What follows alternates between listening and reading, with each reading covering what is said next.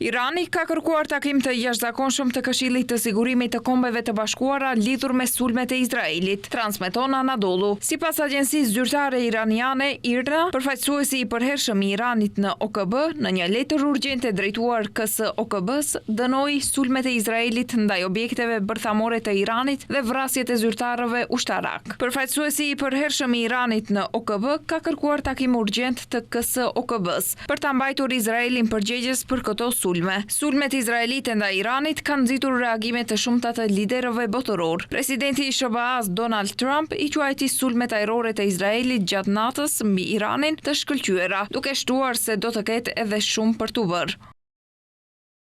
Mendoj se ka qenë shkëlqyer. Ne u dham atyre një shans dhe ata nuk e shfryzuan. Ata u goditën rënd, shumë rënd. Ata u goditën aq fort sa do të goditesh dhe ka edhe shumë për t'u bërë. Sekretari i përgjithshëm i NATO-s Mark Rutte deklaroi se sulmet ndaj Iranit janë veprim i njëanshëm i Izraelit dhe u bëri thirrje aleatëve për fshirë SBA-n të ulin tensionet. Duke qartë se është një situatë e zhvilluar me shpejtësi, ky është veprim i njëanshëm i Izraelit. Mendoj se është jetike që shumë aleat për fshirë SBA-n të punojnë për të ulur tensionet.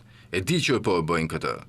Shefja e politikës së jashtme të BE-s, Kaja Kallas, e ka quajtur situatën në lindjen e mesme të rrezikshme. U bëj thirrje të gjithë palëve të tregojnë përmbajtje dhe të parandalojnë përshkallëzimin e mëtejshëm. Diplomacia mbetet rruga më e mirë përpara dhe jam e gatshme të mbështes çdo përpjekje diplomatike drejt depërshkallëzimit.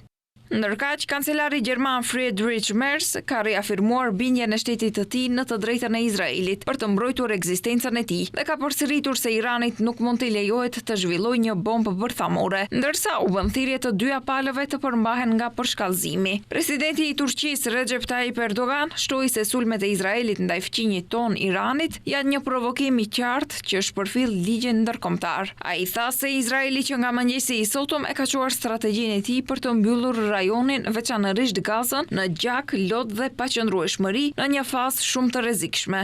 Zëdhënës i Ministrisë së Jashtme kineze tha se Kina është thellësisht e shqetësuar për pasojat e rënda që mund të shkaktojnë operacionet dhe u bën thirrje palëve përkatëse të shmangin përshkallëzimin e mëtejshëm të tensionit.